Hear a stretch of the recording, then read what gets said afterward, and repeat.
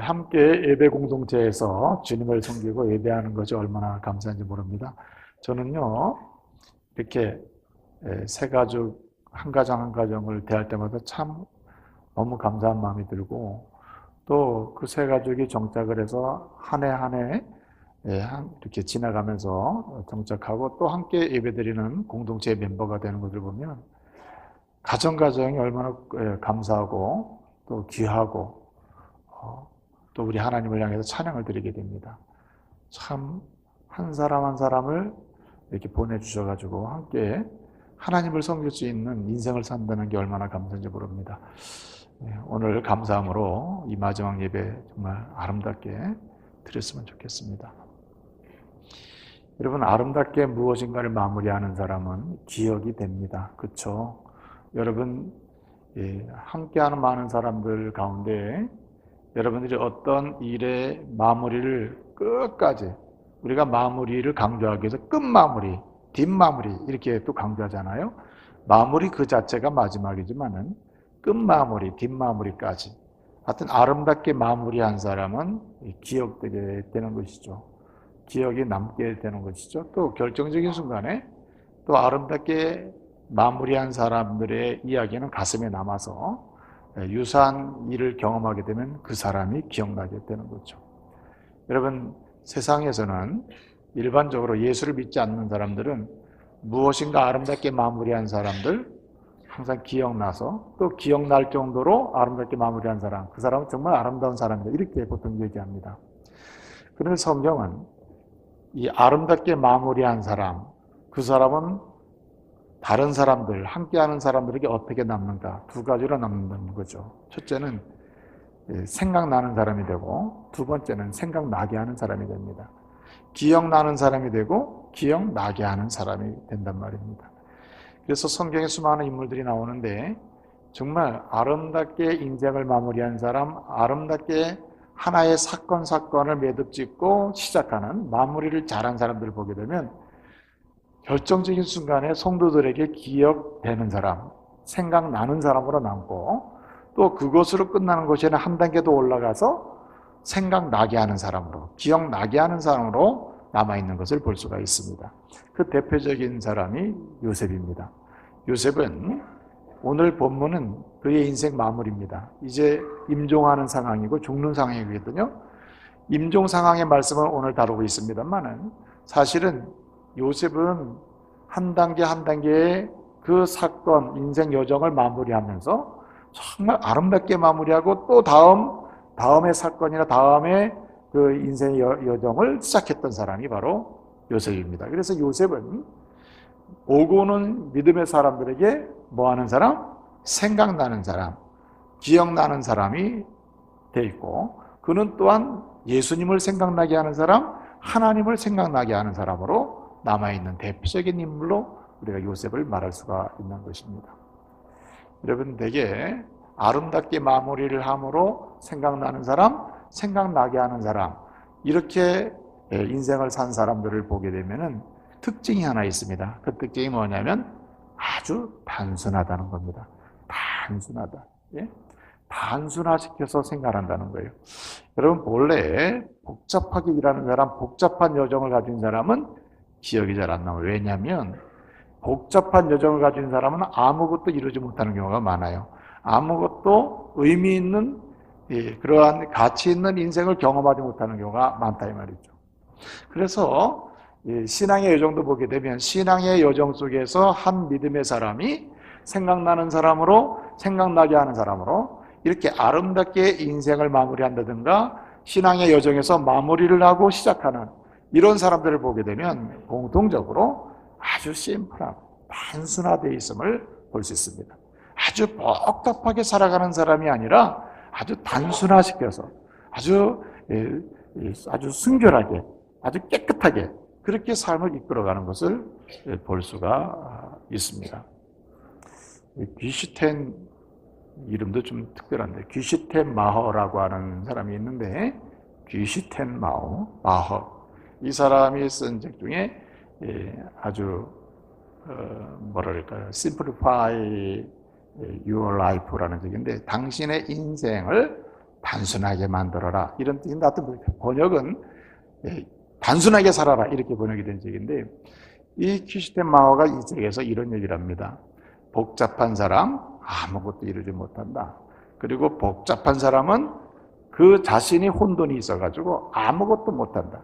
그래서 정말 무엇인가 의미를 찾고 무엇인가 행복을 경험하고 무엇인가 성공하고 무엇인가 성취한 사람, 자기 관리가 잘 된 사람, 그리고 자기뿐만 아니라 주변 사람들에게조차도 영향을 미치는 이런 사람들을 보면 공통적인 게 있다. 뭐라고요? 아주 단순화시켜서 생활한다는 말이죠. 근데 이것은 꼭 일반적인 삶에서만 통하는 게 아니라 성경을 보게 되면 성경의 인물들, 아름답게 인생을 마무리하거나 한 텀 한 텀을 마무리해 가면서 사는 사람들. 그래서 생각나는 사람, 생각나게 하는 사람. 은혜에 관해서 뭔가 하면 그 사람 은혜 받은 누구. 또 봉사에 관해서 뭐 생각해보면 봉사 정말 잘한 누구. 또 뭔가 하나님이 기뻐하시는 일을 하는 것, 이거 생각하면 기뻐하시는 일을 했던 사람 누구. 이렇게 기억되는 사람으로 생각나는 사람으로. 그리고 또 주님을 기억하게 하고 또 하나님이 생각나게 하는 사람, 예수를 생각나게 하는 이런 사람으로 남은 사람들을 보게 되면 말씀드린 바처럼 그들의 삶조차도 어떻게 해요? 아주 단순화되어 있다. 아주 심플한 상태임을 우리가 볼 수 있다는 말입니다.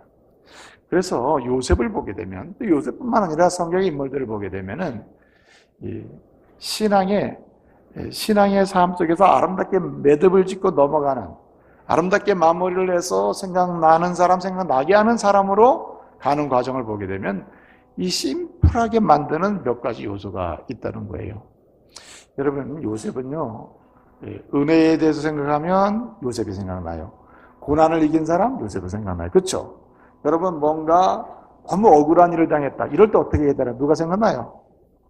요셉 생각난다고 하세요. 요셉이 생각나는 거죠.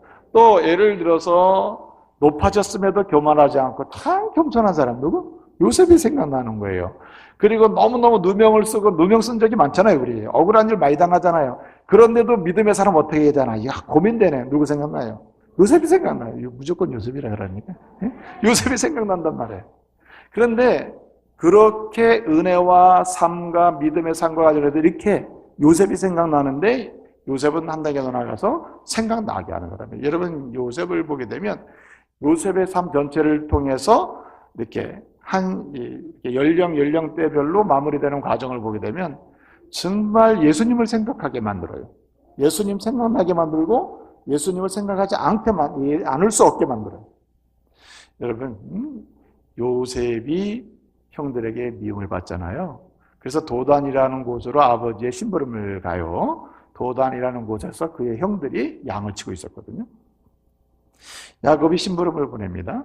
그리고 이 요셉에게 심부름. 요셉이 그 도단이라는 곳에 도달할 무렵에 형들이 꿈꾸는 자가 온다고 하면서 이럴 때 죽일 기회다. 죽이자. 이렇게 되죠.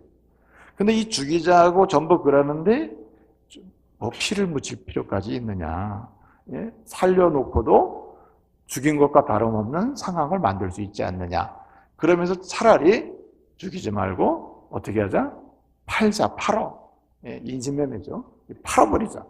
그렇게 해서 이 팔자고 제안하고 파는 일을 주관한 사람이 누구죠? 유다입니다. 유다. 이 야곱의 12아들 중에 네 번째 아들이 유다인데, 유다가 요셉을 파는 일을 주도합니다. 그래서 은 20에 팔아버리는 거거든요. 자, 예수님 누가 팔았죠? 유다라고 하시라니까. 예수님 누가 팔았어요? 유다가 팔았다니까. 어쩌면 판 사람도 똑같은지 몰라. 이름이 똑같아. 어떤 사람은 다릅니다. 가룟 유다입니다. 가룟이라는 말은 원래 이름이 아니라 이 사람이 어디 사람인가를 표시하는 겁니다. 그러니까 유다가 이 요셉을 팔아요. 유다가 누굴 팔아요? 예수를 팔아요. 어쩌면 예수를 생각나게 하는지 몰라요. 여러분 보세요. 이 요셉이 얼마나 야곱 아버지의 사랑을 받습니까? 그래서 37장을 보게 되면 요셉은 아버지 야곱의 특별한 사랑, 요셉이 다른 아들들보다 더 사랑했다. 아주 특별하게 깊이 있게 사랑했다는 말이거든요. 예, 가정을 연구하거나 뭐라 그럴까요? 형제를 연구하는 사람들, 가족사를 연구하는 사람들은 그 팩트를 그 텍스트 함정을 시켜서 이거는 큰 문제다. 야곱이 이렇게 편애함으로 아들들에게 분노를 자게 하고 가정을 아주 시끄럽게 만들어놨다. 이게 아버지 책임이 크다. 그래서 아버지의 편애를 해석해서 이 말씀을 풀어가려고 하는 경향도 있습니다만은 뭐 틀린 것은 아닙니다만은 성경이 편애를 생각하도록 그 말씀을 기록하진 않습니다. 여러분, 성경은 구속사입니다. 하나님께서 하나님의 백성을 어떻게 구원하시는지를 보여주는 거거든요. 그러므로 야곱의 그의 아들 요셉에 대한 특별한 사랑을 표시하는 이유는 편애를 설명하고 이러지 말아라 하는 것을 가리키는 것이 아니라 성부 하나님의 독생하신 예수 그리스도를 향한 특별한 사랑이 어떤 것인지를 예표해 주는 것입니다. 예?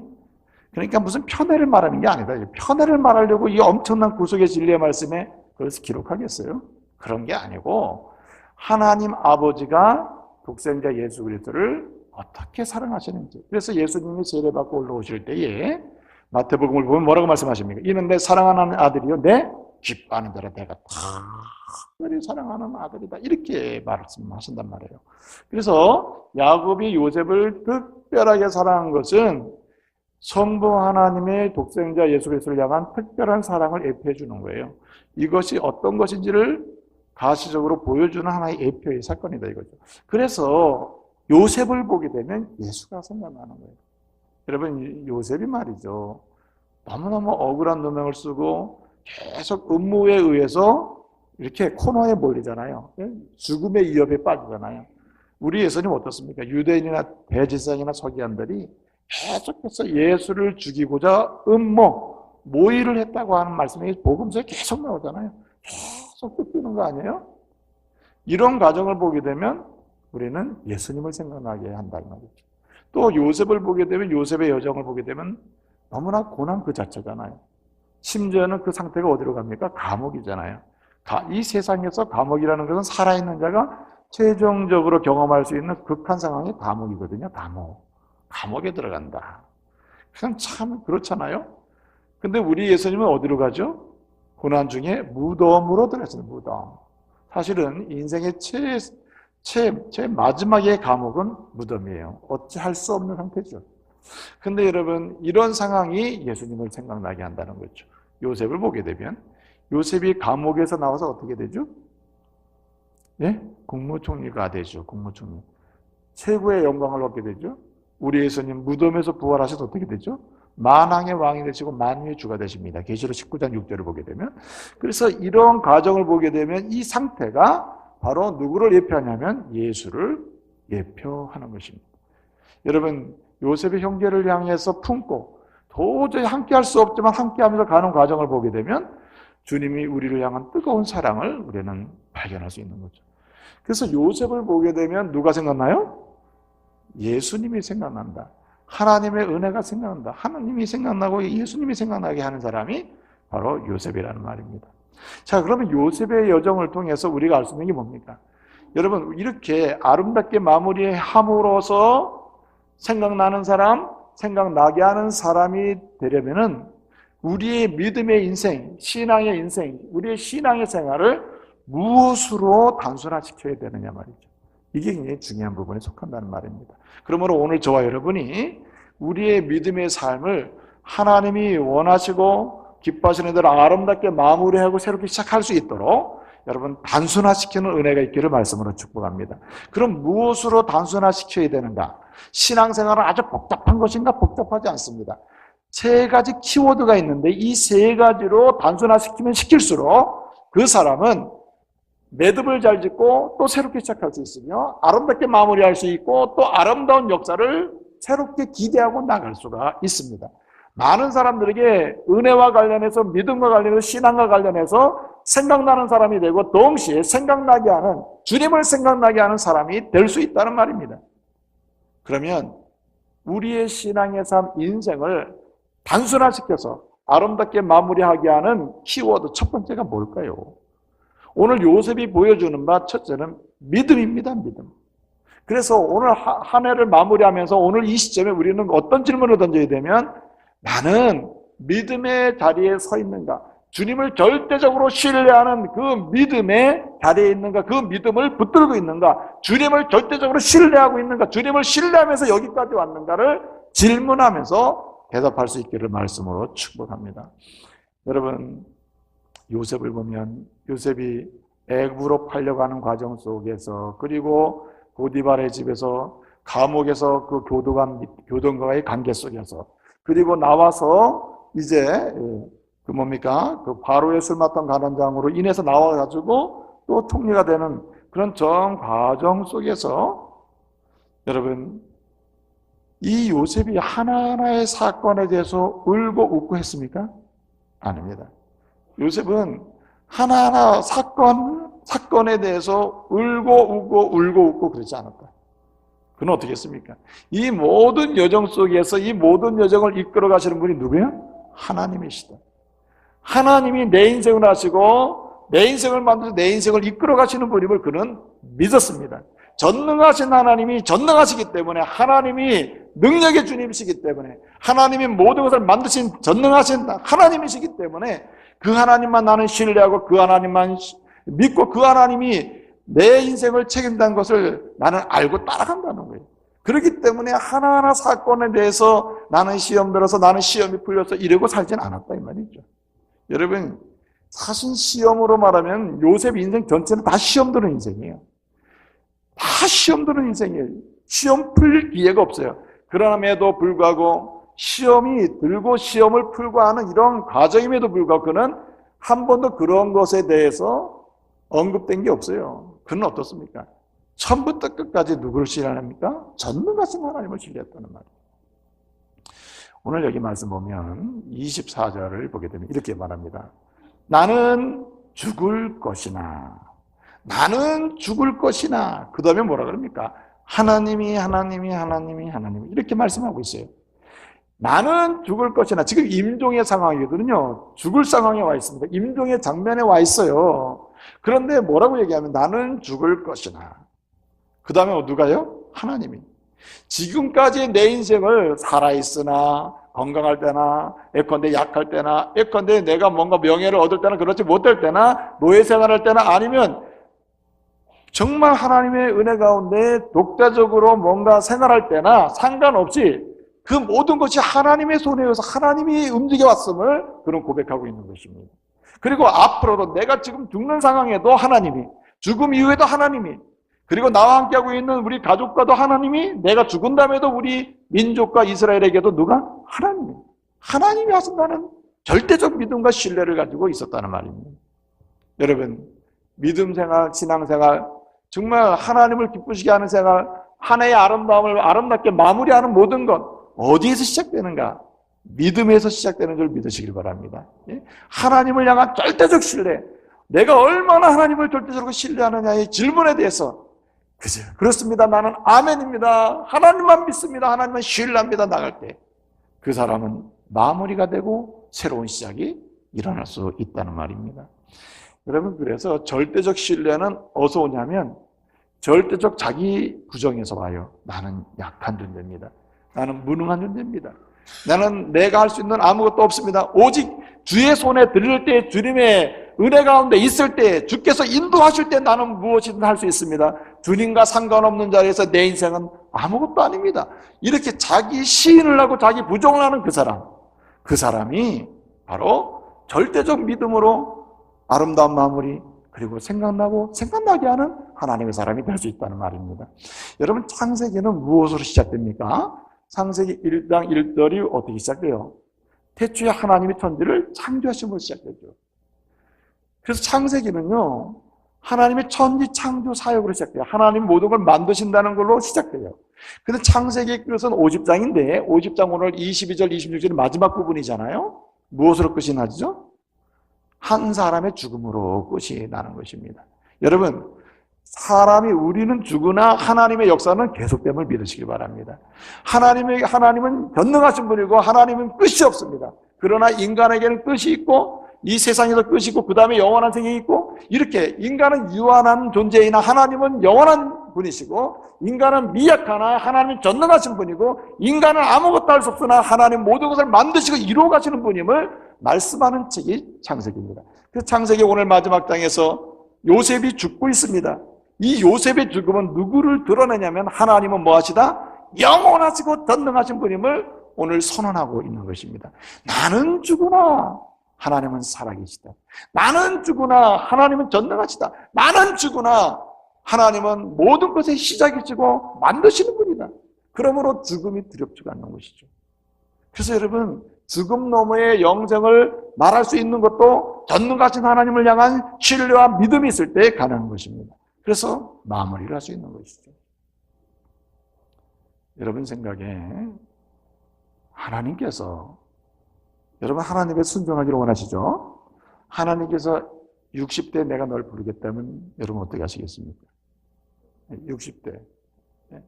60대에 내가 너를 부를 테니까 이제 천국에 오너라 이러면 여러분 생각이 어떻습니까? 마음에 할렐루야, 그렇게 가고 싶은 천국 빨리 가기를 원합니다.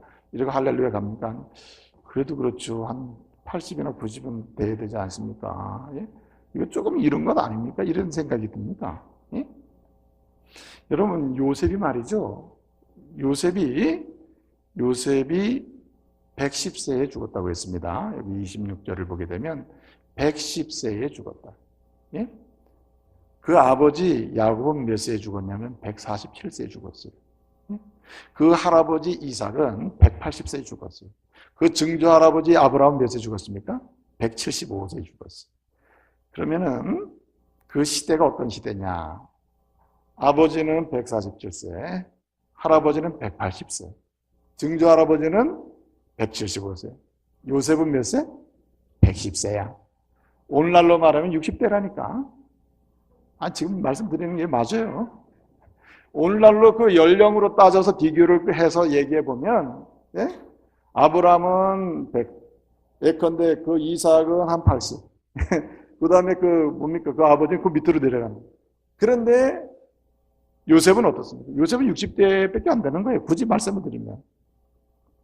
근데 뭐가 기쁘다고 유언을 이렇게 멋있게 할까요? 나는 죽으나. 여러분 만약에 60대 여러분이 되면 나는 죽으나 해서 은혜로운 유언할 수 있습니까?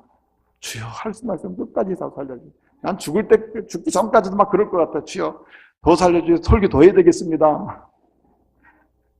그런데 요셉은 그러지 않습니다. 왜 그럴까요? 인생이 여기서 끝이 아니라 영원부터 영원까지 계신 그 하나님의 손에서 내 인생이 계속된다는 사실을 알기 때문이에요. 믿기 때문이에요. 그래서 인생의 마무리든 인생의 한 텀의 마무리든 아름답게 마무리할 수 있는 사람은 믿음에서 시작되는 거예요. 그러므로 여러분 사나 죽으나 그리고 현세나 내세나 우리의 인생 전체가 주님의 손에 의해서 완벽하게 진행된다는 사실을 믿으시길 바랍니다. 그런 사람이 아름답게 마무리할 수 있어요. 여러분 이 다윗은 말이죠. 다윗은 얼마나 파란만장한 여정을 거둡니까? 기름 부음을 받고도 15년이라고 하는 고통의 세월이 따랐어요. 너는 왕이 될 것이다. 내가 기름 붓는다. 사무엘을 통해서 말이죠. 그렇게 왕의 선언을 받고도 15년 동안 도망다니고 핍박받고 박해받고 죽을 위험에 몇 번씩 빠져요. 여러분 그런 상황에서 다윗이 할 수 있는 게 뭘까요? 그리고 왕노릇을 합니다. 왕이 되죠. 그런데도 불구하고 다윗은요, 그가 아름답게 그의 인생을 마무리해 갑니다. 왜 그럴까요? 여러분 시편 39편 7절을 보게 되면 주여 내가 무엇을 바라리요?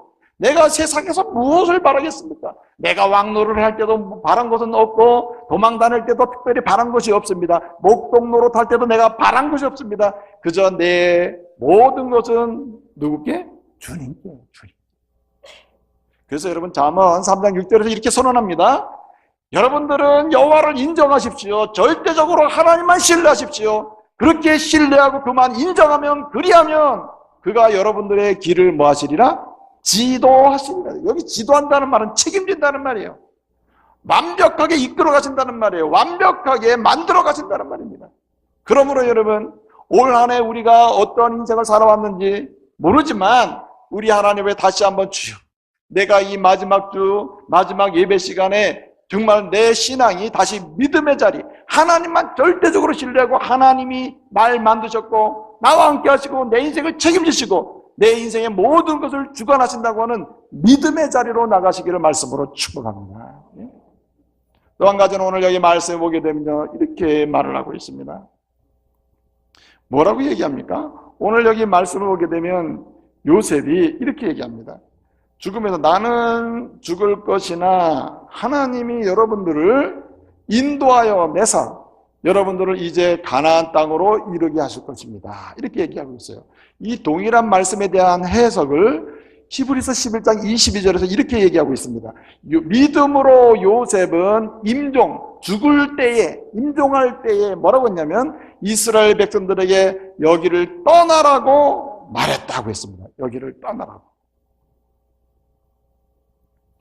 여러분, 오늘 임종을 하는데 요셉은 얘기를 하는 겁니다.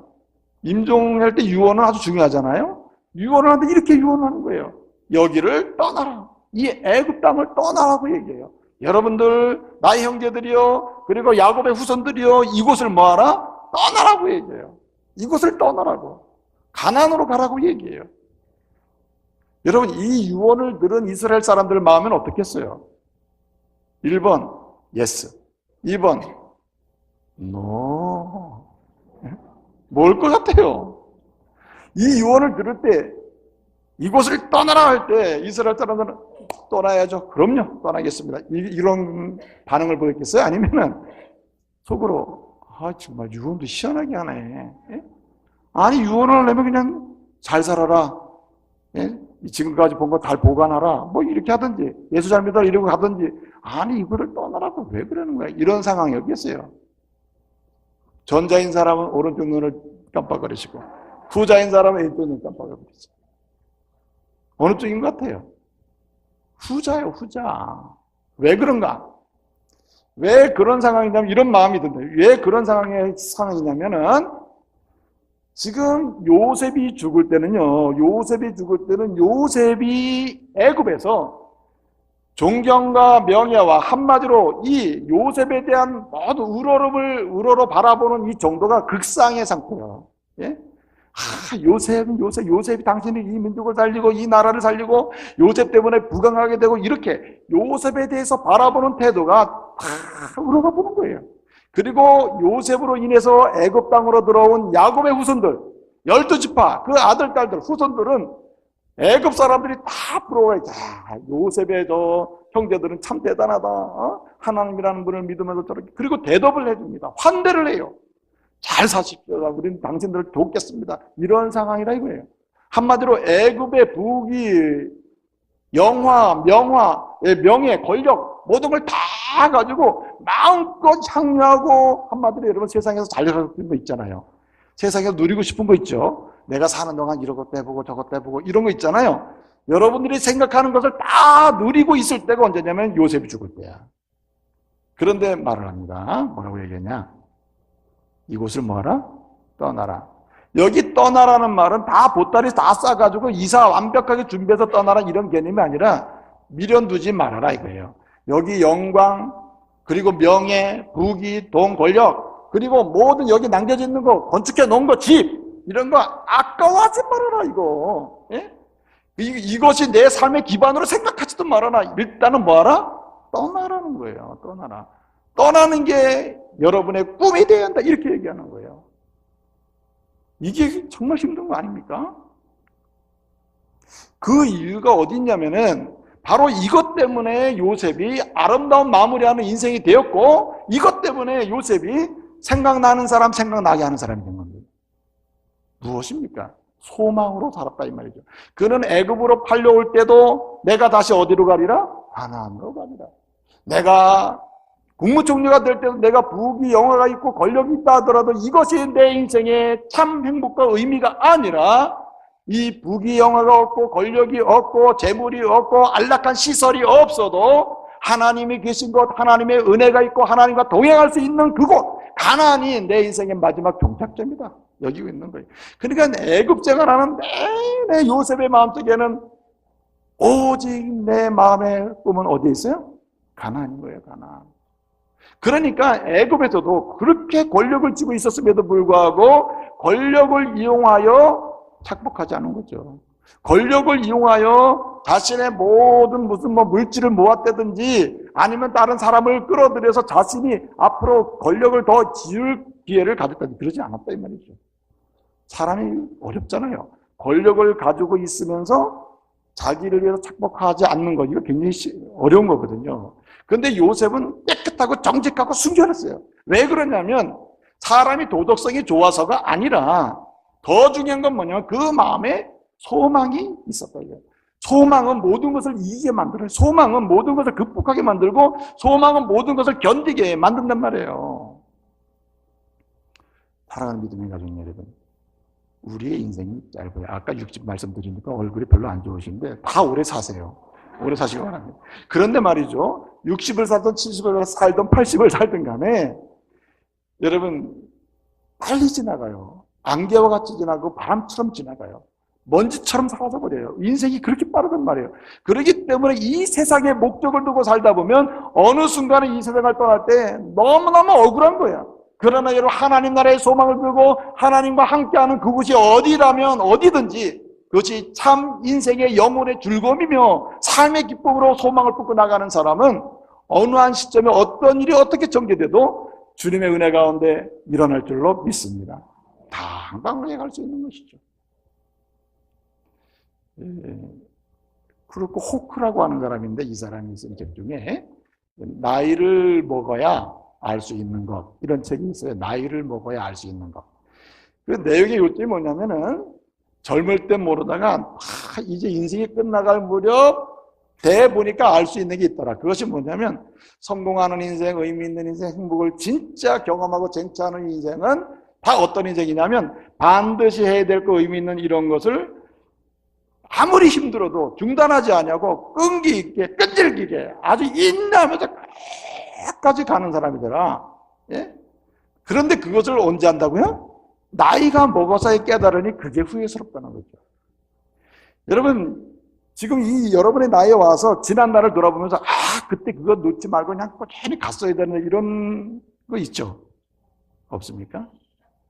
있잖아요. 저도 있거든요. 그때 그거 붙잡았어야 되는데 그거 조금만 참고 계속 기다리며 갔으면 되는데 그거 안 했단 말이에요. 근데 지금 와서 보니 깨닫는 거야. 야, 그렇구나. 인내하며 기다리며 참고 끈질기게 가는 게 그 한 가지를 붙들고 가는 게 대단히 중요하구나. 이걸 알았단 말이죠. 그래서 우리는 성경을 통해서 깨달아야 될 게 뭐냐면은 그렇구나. 다른 것은 그때 다 포기하고 놓을지 모르지만 하나님 나라의 소망과 하나님이 함께 계시는 그곳이 내 인생의 진정한 즐거운 삶의 장소라는 것 이것을 붙들고 놓지 말아야 한다는 말이에요. 소망하며 가야 된다. 소망하며. 앞서 말씀드렸습니다만 그래서 다윗은 오직 주님께 소망을 둔다고 했습니다. 권력도 아니고 물질도 아니고 관계도 아니고 사람도 아니에요. 오직 하나님과 그 나라를 소망하며 붙들고 간다 이 말이죠. 한 가지 더 말씀드리는 것은요. 이렇습니다. 무엇이냐면 오늘 말씀을 보게 되면요. 오늘 22절을 보게 되면 야곱이 죽은 후에 요셉이 그의 야곱의 후손들, 가족들, 형제들과 함께하고 거주했다 이렇게 말씀을 하고 그 다음에 요셉이 계속해서 자기의 아들, 딸들만이 아니라 야곱의 후손들, 그의 형제들 전체를 가리켜서 이스라엘 너희들 이렇게 계속 표현하고 있습니다. 이게 무슨 얘기냐면 우리의 신앙을 단순화시켜서 아름답게 마무리할 수 있는 요소는 뭐냐면 사랑이라는 데 있다. 사랑. 사랑이라는 거예요. 여러분 내가 어떤 일을 하든 어떤 봉사를 하든 사랑하는 마음에 금이 갔다면 중단하는 게 좋다 이 말이죠. 봉사할수록 사랑하는 마음이 깨지는데 뭐하러 봉사를 합니까? 그것은 신앙이 문제가 생긴 거예요. 복잡성이 생긴 거예요. 그렇기 때문에 지금까지 나는 한 해 동안 아내를 사랑했는가 남편을 사랑하는가 내 신앙의 삶의 여정 속에서 교회를 사랑했는가 하나님을 사랑했는가 나는 신앙의 여정 속에서 함께하는 많은 사람을 사랑하는 쪽이었는가 아니면 나를 위해서 이용하는 쪽이었는가 자꾸만 생각을 해보자는 거예요. 그래서 다시 사랑하는 자리로 나갈 때 그 사람은 아름다운 한 해의 마무리를 할 수 있고 생각나는 사람 생각나게 하는 하나님의 사람이 될 줄로 믿습니다. 그래서 여러분 앞서 말씀드렸습니다만 이 디스템 마오라고 하는 사람이 단순하게 살아라는 책도 썼지만 simple life, your love라고는 적었어요 당신의 단순하게 사랑하라 이렇게 번역이 됐는데 그 두 번째 책을 왜 그가 그 책을 썼을까? 아주 의미 있는 발견인 것 같아요. 단순하게 살고 살면은 남는 거는 뭐 있냐면 사랑만 남는다. 사랑만. 근데 여러분 우리가 믿음과 소망으로 단순화시켜서 믿음 생활하다 보면 우리의 삶의 실제는 뭐만 남냐면 하나님을 사랑하고 누구? 이웃을 사랑하는 사랑만 남는 줄로 믿으시길 바랍니다.